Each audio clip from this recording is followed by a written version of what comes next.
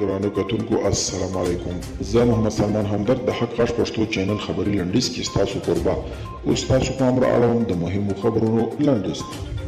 په افغانستان کې د کاناډا پخوانی سفیر کرسټوفر الیگزاندر یو ځل بیا ویلي که چیرته امریکا په افغانستان کې سوله او آرامي غواړي نو باید پاکستان مجبور کړي چې د افغانانو پر وړاندې له روان نیابتي جګړې لاس واخلي.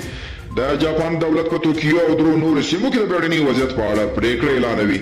اندېښنه شته چې په توکیو او څو سیمو نورو کې د بیړني وضعیت دوام اولمپیک لوبو برخلیک هم لږ واټ سره مخ کولی شي. په جاپان کې که څه هم کرونا وبا د نورو هیوادونو په پرتله لږ خپره شوې خو واکسیناسیون بیا ځلونه شاته پاتې دي. جرمني تېر ورځ د افغانستان د سولې په اړه د څو هیوادونو د استازیتوب کوربه و.